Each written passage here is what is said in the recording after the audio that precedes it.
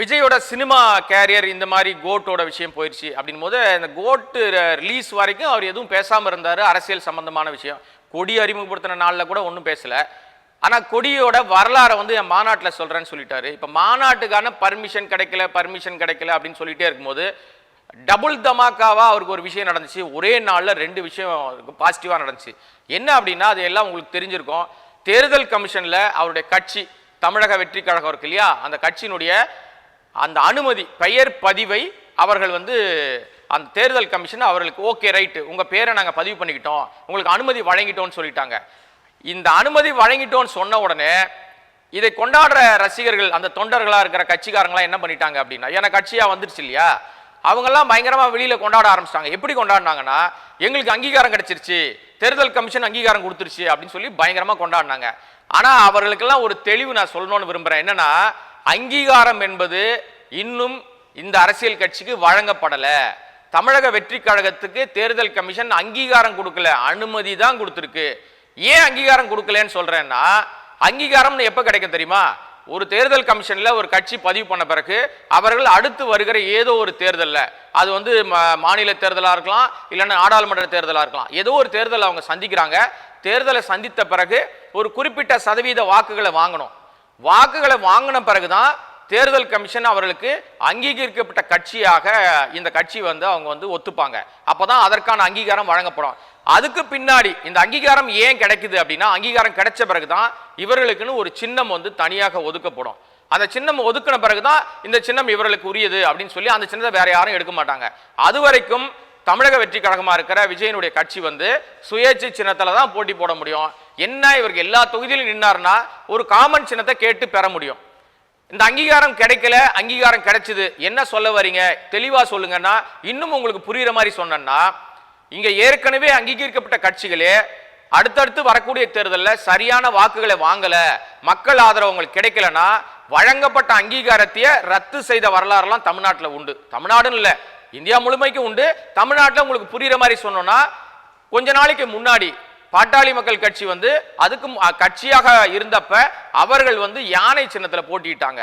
அவள் அங்கீகாரம்லாம் வந்து வாங்கினாங்க, நிறைய எம்எல்ஏக்கள்லாம் பெற்றாங்க. அதுக்கு பிற்பாடு அவங்க பல தேர்தல்களில் குறிப்பிட்ட சதவீத வாக்குகளை வாங்க தவறினதுனால அவருடைய அங்கீகாரம் ரத்து செய்யப்பட்டுச்சு. அதனால அவங்களுக்கு கிடைக்கல.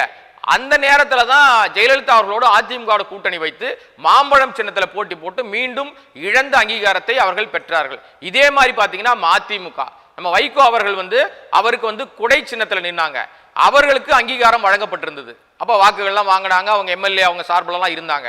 அதன் பிற்பாடு அவங்க வாக்குகள் வாங்குவதை தவறின உடனே மக்கள் அங்கீகாரம் கிடைக்கல, வாக்குகள் கம்மி ஆயிடுச்சுன்னு உடனே அவர்களுக்கு வழங்கப்பட்ட அங்கீகாரத்தை தேர்தல் கமிஷன் ரத்து பண்ணிருச்சு. அதன் பிற்பாடு அவர்களுக்கு இருந்த சின்னமும் போயிடுச்சு. அதுக்கப்புறம் அவர் பம்பர சின்னத்தில் நின்னாங்க. இப்ப பாருங்களா, அந்த சின்னமும் போயிட்டு கடைசியில துரை வைகோ தீப்பெட்டி சின்னத்தில் நின்று அவர் வந்து ஜெயிக்கிறாரு. இது கடந்த கால அரசியல் வரலாறு. அதனாலதான் சொல்றேன், தேர்தல் கமிஷன் தாவேகாக்கு அதாவது தமிழக வெற்றி கழகத்துக்கு கொடுக்கப்பட்டது அங்கீகாரம் அல்ல, அனுமதி. அங்கீகரிக்கப்படாத அரசியல் கட்சியாக விஜய் கட்சி பதிவு செய்யப்பட்டிருக்கு. சரி, ஓகே, இந்த தெளிவு உங்களுக்கு புரிஞ்சிருச்சா? இப்ப அடுத்ததா பாத்தீங்கன்னா இவர்களுடைய முதல் மாநாடு விக்கிரவாண்டியில முதல் மாநாடு பண்றதுக்காக அனுமதி கேட்டாங்க.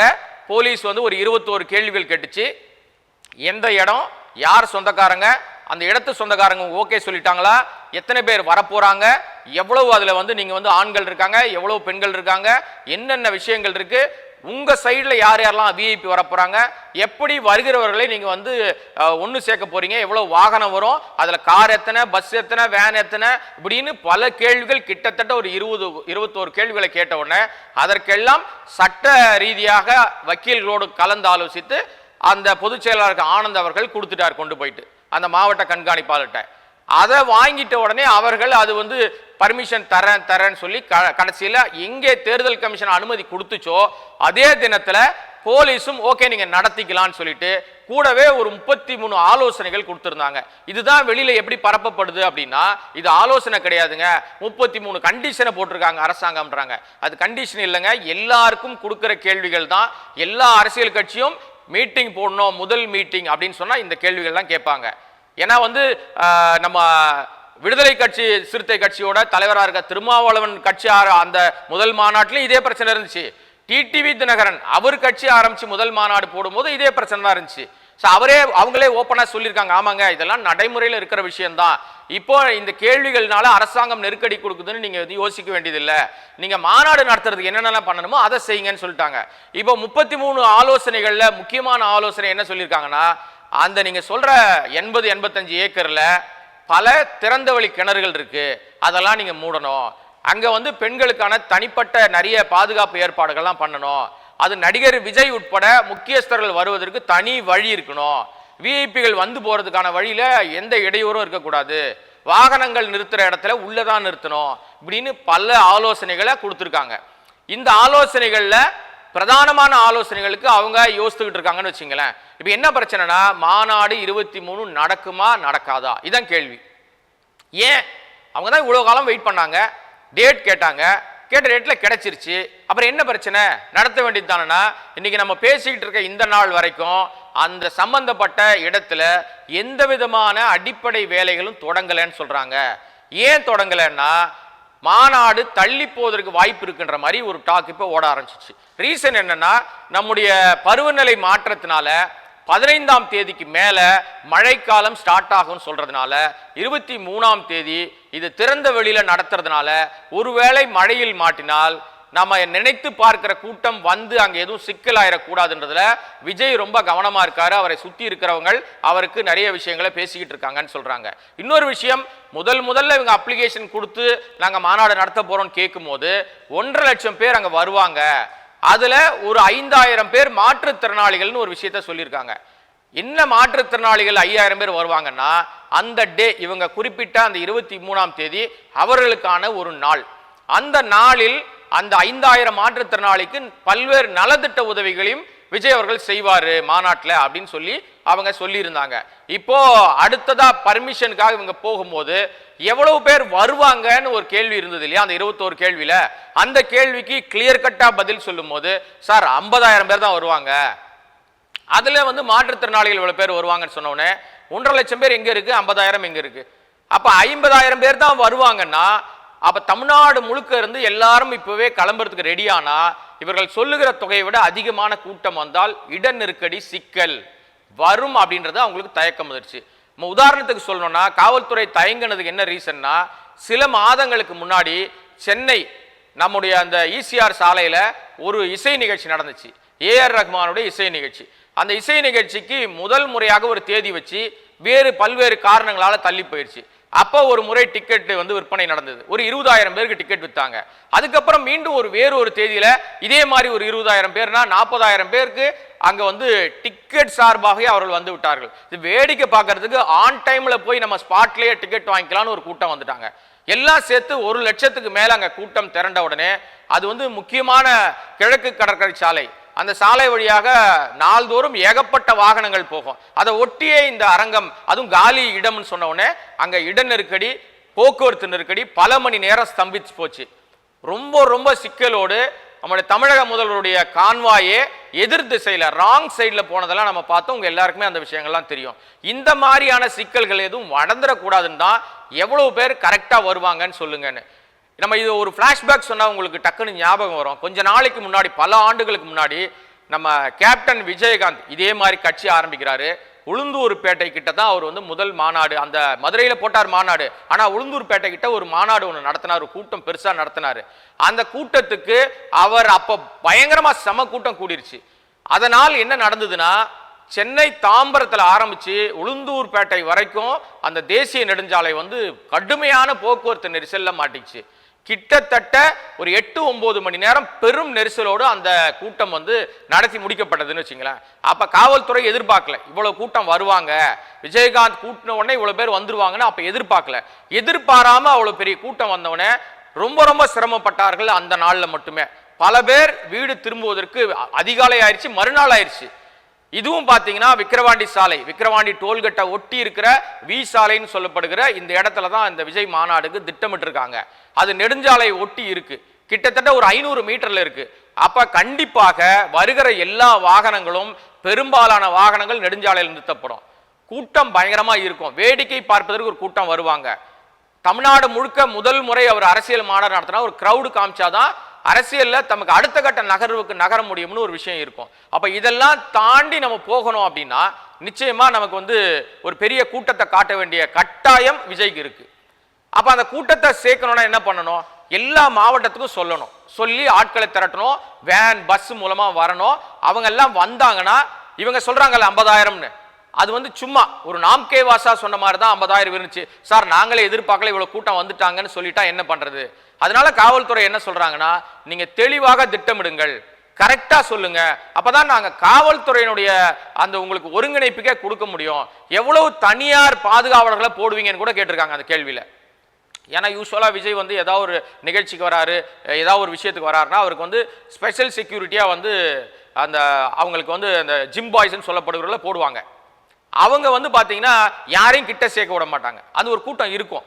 இந்த மாதிரி தனியார் நிகழ்ச்சிகள் நடத்தினா அதிகமாகவே அவங்க போடுவாங்க, காவல்துறை மட்டும் நம்ப மாட்டாங்க, அவங்க அரசாங்க ரீதியில பாதுகாப்பு கொடுப்பாங்க, தனியார் செக்யூரிட்டியை இவங்க வந்து அதுக்கு ஹையர் பண்ணி எடுத்து பண்ணுவாங்க. ஸோ அவங்களும் எவ்வளவு வருவாங்க, உங்களுக்கு என்னென்ன மேப்ல யார் யார் எந்தெந்த இடத்துல நிற்பாங்க, இது எல்லாமே எங்களுக்கு கொடுங்கன்னு கேட்டிருக்காங்க.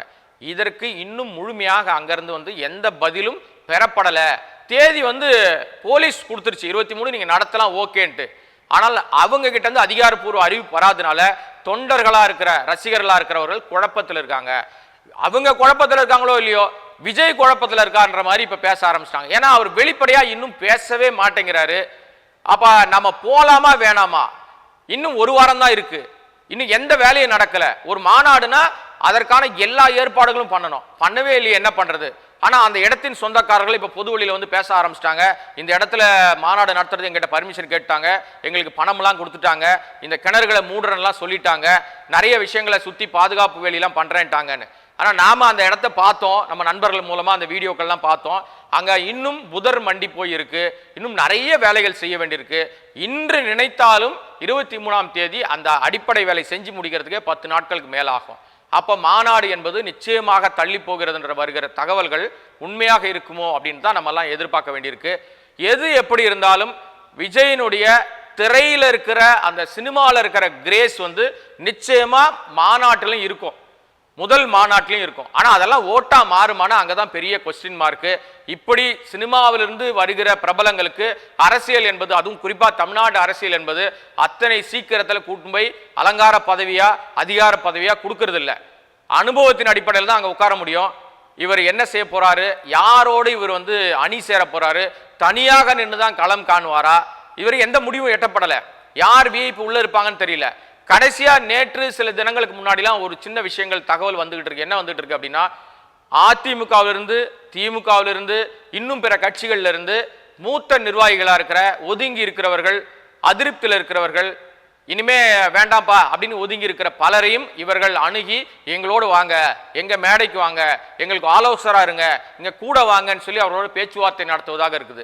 அங்க ஸ்டேஜில் வந்து இந்த மாதிரி மூத்தவர்கள் எல்லாம் காட்டும் போது பரவாயில்ல, இவருக்கு எல்லாருடைய சப்போர்ட்டும் இருக்கு, எல்லா கட்சியிலிருந்து இவர் கட்சியில் சேர்றாங்க, அப்போ ஒரு பெரிய ஸ்ட்ரென்த் இருக்கு அப்படின்னு சொல்லி வெளியே காமிக்க முடியும்னு ஒரு முயற்சி நடப்பதா சொல்லப்படுது.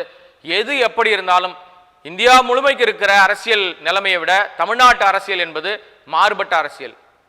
இங்க வந்து உங்களுடைய கொள்கை தெளிவாக இல்லாத பட்சத்தில், உங்களுடைய கோட்பாடுகள் தெளிவாக இல்லாத பட்சத்தில் உங்களுக்கான இடம் கிடைப்பது ரொம்ப ரொம்ப கஷ்டம். இவர் என்ன சித்தாந்தத்தை வைத்து மக்களை சந்திக்க போறாருன்னு தெரியவே இல்லை இது வரைக்கும். ஏன்னா வந்து அவர் பேசுகிறது ஒன்றா இருக்கு, செயல் வடிவம் வேறா இருக்கு. இங்க வந்து 60 ஆண்டுகளுக்கு மேலாக அரசியலை கோல் வச்சு கொண்டிருப்பது திமுக அதிமுக என்கிற திராவிட கட்சிகள் தான். திராவிட கட்சிகளுடைய ஆளுமை இல்லாம, அவருடைய சார்பு இல்லாம பிரபலமான தேசிய கட்சிகளே இங்க வந்து மண்ணை கவர நிலைமை தான் இருக்கு. அவர்களுக்கே திராவிட கட்சியினுடைய உதவி தேவைப்படுது.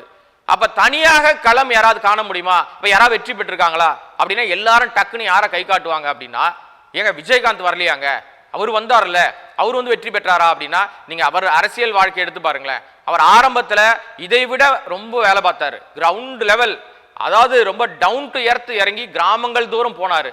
அவருடைய பெரிய வெற்றிக்கு காரணம் அந்த ரசிகர், அந்த படை தான். இன்னைக்கு வரைக்கும் அந்த ரசிகர் படை அவர்கிட்ட இருக்கு, சினிமாவில் நேசிக்கிறாங்க. அரசியல் ரீதியா அவர் வந்து மாறும்போது அதே படை அவருக்கு வந்தது, நல்லாவே நம்ம வந்து அதை பார்க்க முடிஞ்சது. ஆனால் முதல் தேர்தலில் அவர் தனக்கான ஒரு வெற்றி, தனக்கான ஒரு பெரிய கிரேஸ் எவ்வளவு இருக்கு, எனக்கு எவ்வளவு பர்சன்டேஜ் இருக்குன்னு காமிச்சிட்டாரு.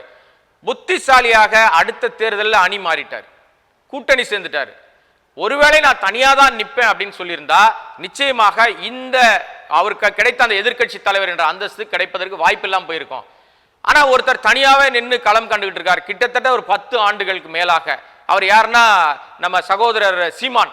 இவர் 10 வருஷமா நான் யாரோட அணி சேர மாட்டேன், நான் தனியா தான் இருப்பேன், எனக்கான ஒரு ஓட் பேங்க் இருக்குன்னு கிராஜுவலா மேல போயிட்டே இருக்காரு. அதிகாரத்தை பெறுகிறாரோ இல்லையோ வாக்குகளை உயர்த்தி கொள்கிறார். ஆனால் அவரால் ஒரு கவுன்சிலர் அளவுக்கு கூட அவருடைய வெற்றி என்பது கிடைக்க மாட்டேங்குது. பட் விஜயை பொறுத்த வரைக்கும் அப்படி இல்லைங்க.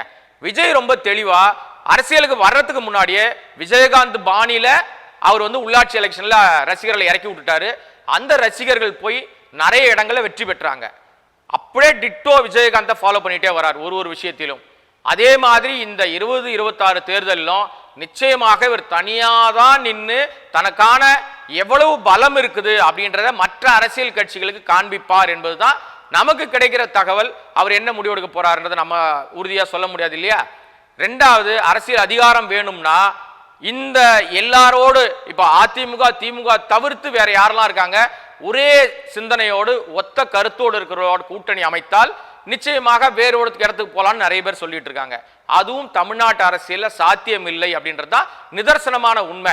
இதற்கு உதாரணமா சொல்லணும்னா, முன்னாடி ஒரு முறை விஜயகாந்த் அவர்கள் வந்து பெரிய பேர் கிடைச்சிச்சு அவருக்கு வந்து அசைக்க முடியாத மக்கள் சக்தி இருக்குன்னு சொன்னோன்னே அதிமுக திமுகவிலிருந்து வெளியிலே வந்து அந்த கூட்டணியிலிருந்து வெளியில வந்த சில கட்சிகள் வந்து இவரை முன்னிலைப்படுத்தி விஜயகாந்தை முதல்வர் வேட்பாளராக முன்னிலைப்படுத்தி அவரோடு அணி சேர்ந்தாங்க. மக்கள் நல கூட்டணின்னு ஒரு கூட்டணி வந்துச்சு. அதோட நிலைமை என்ன ஆச்சு? நீங்க வரலாறு திரும்பி பார்த்தீங்கன்னா அவர்களுக்கு மிகப்பெரிய ஒரு பெரிய பின்னடையும் செட்பேக்கும் உருவாச்சு. ஸோ தமிழ்நாடு அரசியல் நிலவரம் அரசியல் ரீதியாக கருத்தியல் ரீதியாக ரொம்ப தெளிவா பேச வேண்டிய விஷயம் என்னவோ அதை தெளிவுபடுத்துகிறவர்களுக்கு மட்டும்தான் தமிழ்நாட்டு மக்கள் ஆதரவு அளிக்கிறார்கள். உங்க கொள்கையே தெளிவில்லை, உங்களுடைய சிந்தனையும் தெளிவில்லை, நீங்க எதையும் வெளிப்படையா பேசல அப்படின்னா நிச்சயமா உங்களுக்கான ஆதரவு என்பது கிடைப்பது அரிதிலும் அரிது. பட் விஜயகாந்த் என்ன பேசணுமோ பேசிட்டாரு. இப்ப அவருடைய உடல்நிலை காரணமாக அவர் இப்ப இல்ல. ஒருவேளை இருந்திருந்தால் அடுத்த கட்டத்தை நகர்ந்திருப்பாரு. இப்ப அந்த இடம் வெற்றிடமா மாறி போச்சு. அப்ப விஜயகாந்த் இடத்தை விஜய் பிடிக்கிறாரா அது ஒரு கேள்விக்குறியோடு அடுத்த கட்டத்தை நோக்கி நம்ம நகர்றோம். இவருடைய சித்தாந்தமும் இவருடைய கொள்கையும் இந்த கட்சியினுடைய செயல்பாடுகளும் களத்துல இறங்கி இவர் வந்து இந்த கம்ஃபர்ட் ஜோன் எல்லாம் விட்டு இறங்கி வந்தா மட்டும்தான் மக்கள் இவருக்கு ஆதரவு கொடுக்குறாங்களா இல்லையான்னு தெரியும். நிச்சயமா தமிழ்நாட்டு மக்களுடைய எல்லா வீடுகளிலும் செல்ல பிள்ளையாக விஜய் இருக்கிறார், அது மாற்றமே இல்லை. ஆனால் அது திரையரங்கில சினிமாவில் பார்த்து ரசிச்ச ஒரு செல்ல பிள்ளையாக தளபதியாக இளைய தளபதியாக விஜயாக கொண்டாடப்படுகிறார்கள். ஆனா அவரே அரசியலுக்கு வராருன்னா அரசியல் வேற இல்லையா? அங்க வந்து செல்ல பிள்ளையெல்லாம் வேலைக்கு ஆகாது. நீங்க கிரவுண்ட்ல இறங்கணும், நீங்க கம்ஃபர்ட் ஜோனை விட்டு இறங்கணும், இறங்கி வேட்டியை மடிச்சு கட்டி களத்துல இறங்கி உங்களுடைய விஷயம் என்ன மக்களோடு மக்களாக நீங்க நின்று அவருடைய மக்கள் பிரச்சனைக்கு பேச ஆரம்பிக்கணும். பேசவே இல்லையே, இன்னைக்கு வரைக்கும் பேசலையே. நாளைக்கு என்ன பேசுவார் நமக்கு தெரியலையே. எல்லாமே அறிக்கையா வந்துகிட்டு இருக்கு. இந்த அறிக்கைகள் மூலமாக சோசியல் மீடியாலேயே கட்சி நடத்தினா அடுத்த கட்டத்தில் நீங்க நகர முடியுமா? பெரிய பெரிய கேள்விகள் வந்துருது இல்லையா? இன்னொரு விஷயம் வந்து தேசிய கட்சியோட உறவுல இருக்க போறாரா, இல்லைன்னா மாநில கட்சியோட சப்போர்ட் பண்ண போறாரா, தேசிய கட்சியை எதிர்க்க போறாரா, ஆன்மீக அரசியல் பண்ண போறாரா, இல்ல ஆன்மீகத்துக்கு எதிரான நடவடிக்கை போறாரா, இல்ல என்ன பெரியார படிங்கன்னு சொல்லியிருக்காரு, அம்பேத்கரை படிங்கன்றாரு, காமராஜரை படிங்கன்னு சொல்றாரு. எல்லாரையும் இதெல்லாம் ஓகே, ஆனால் தெளிவு அங்கேதான் பெரிய கொஸ்டின் மார்க்கோடு விஜயனுடைய அரசியல் பெரிய கேள்விக்குறியாக மாறி இருக்கிறது. இன்னும் வந்து நமக்கு இன்னும் 1.5 வருஷம் இருக்கு அடுத்த தேர்தலை சந்திப்பதற்கு. இந்த 1.5 வருஷத்துல இவருடைய செயல்பாடு இன்னும் ஒரு படம் வேற முடிக்க வேண்டியிருக்கு அவருக்கு. அந்த படம் முடிக்கிறதுக்கே ஒரு டைம் ஆகும், கிட்டத்தட்ட ஓராண்டு ஆகும். அப்ப 6 மாதத்துல அடுத்த கட்ட நகர்வாரா? இது இப்ப ஏன்னா பாராளுமன்ற தேர்தல் அப்பவே அதுக்கு முன்னாடியே கட்சி ஆரம்பிச்சாலும் பாராளுமன்ற தேர்தலை யாருக்கும் ஆதரவு இல்லை, என் தொண்டர்களுக்கு எந்த விதமான ஆலோசனைகளும் வழங்கல. தன் பலம் என்னன்னு அவர் நிரூபிக்க தவறிட்டாரு. இப்போ அடுத்த கட்டத்துக்கு இன்னும் சினிமா விட்டு சினிமாக்காரராகவே இருக்கிறவர் அதை விட்டு வெளியில வரவே இல்லை. எல்லாமே சோசியல் மீடியாவில் தான் அவர் ஆக்டிவிட்டிஸ் இருக்கு. ஆனால் அவருக்கான களம் இருக்குங்க. என்னை பொறுத்த வரைக்கும் நான் வந்து விஜய் ரொம்ப ஆண்டு காலமாக பார்த்துட்டு வர்றதுனால விஜய்க்கு ஒரு களம் இருக்கு. அந்த களத்தை சரியாக பயன்படுத்துகிறாரானா அவரை சுற்றி இருக்கிறவங்க அவருக்கு அந்த ஆலோசனைகள் வழங்குறதுல நிறைய இடத்துல கோட்டை விடுறாங்க. அந்த கோட்டை விடுறதுனால எதை செய்யணுமோ அதை செய்வதற்கு தவறுகிறார். இப்போ பாருங்களேன், அவர் என்ன சொல்லிட்டு இருந்தாங்கன்னா நிச்சயமா அவர் வந்து பாஜகவோடு இன்னொரு முகமாக தான் இருப்பாருன்னு பேசிக்கிட்டு இருந்தாங்க. டக்குன்னு பார்த்தீங்கன்னா விநாயகர் சதுர்த்தி வந்துச்சு. விநாயகர் சதுர்த்திக்கு அவர் வாழ்த்தே சொல்லணும், அதே பாஜகவை சேர்ந்தவர்கள் இவர் மீதா திரும்பிட்டாங்க. ஆதரவா இருப்பாங்கன்னு நினைச்சவங்களே திரும்புறாங்க. அப்ப இவர் யாருக்காக நபராக மாறுகிறாருன்னு ஒரு கேள்வி இருக்கு. பெரும் குழப்பம், அரசியலே பெரும் குழப்பம் தான். ஆனா அந்த குழப்பத்தோடு வருகிற தெளிவான மனிதர்கள் மட்டும்தான் மக்கள் மத்தியில் அடையாளப்படுத்தப்படுவார்கள். விஜய் என்ன செய்ய போகிறார், மாநாடு எப்ப நடக்க போகுது, அவருடைய தெளிவான விஷயம் என்ன, இன்னும் பல ஆயிரம் கேள்விகள் உங்க மனசுலயும் இருக்கும், எனக்கும் இருக்கும். இத்தனை கேள்விகளுக்கும் அவர் மாநாட்டின் மூலமாக, இந்த கொடியில சொல்லியிருக்காருல 2 யானை இருக்கு, வாகை மலர் இருக்கு, இந்த கலர் இருக்கு, அந்த கலர்லாம் இருக்குன்னு, இந்த கொடியிலேயே பல குழப்பங்களோடு வருது. ஏன்னா யூஸ்வலா பாத்தீங்கன்னா கொடி வந்து டக்குன்னு ஈஸியா கிராமத்துல ஒரு சின்ன பெயிண்டர் கிட்ட கொடுத்தா கூட அப்பா இந்த கட்சி கொடி வரைஞ்சிருன்னா உடனே வரைஞ்சிடலாம். ஒரு திமுக கொடியா இருக்கட்டும், அதிமுக கொடியா இருக்கட்டும், மதிமுக கொடியா இருக்கட்டும், எந்த கொடியா இருந்தாலும் டக்குன்னு வரைகிற மாதிரி அவர்களுக்கு அடையாளப்படுத்துகிற விஷயத்த வரைகிற மாதிரி ஒரு மனசுல பதிகிற மாதிரி அந்த கொடிகள்ல சின்னங்களையும் சரி கொடியினுடைய விஷயத்தையும் வச்சிருக்காங்க. ஒரு நிறைய விஷயத்த அப்படியே கிளப் பண்ணதுனால இவன் யானை வரைய சொன்னா வேற எதையா வரைஞ்சிட்டான்னா, வாகை மலருக்கு பதிலாக வேற ஏதாவது ஒரு மலரை வரைஞ்சிட்டான்னா, அதுதான் பெரிய சிக்கலோடு சிக்கலாக குழப்பத்தோடு குழப்பமா ஒரு ஓடுற விஷயமா இருக்கு. அதற்கும் எதிர்ப்பு வந்துச்சு. உங்களுக்கே தெரியும் யானையெல்லாம் வைக்கக்கூடாது அப்படின்னு சொல்லி. அது எப்போ போகும்னு தெரியல. ஏன்னா தேர்தலை நோக்கி நகரும் போதும் இது இந்த கேள்விகள்லாம் சட்ட ரீதியான எதிர்கொள்ள வேண்டிய சிக்கல்லாம் வரும். ஏராளமான கேள்விகள் வந்து தொக்கி நிக்குது.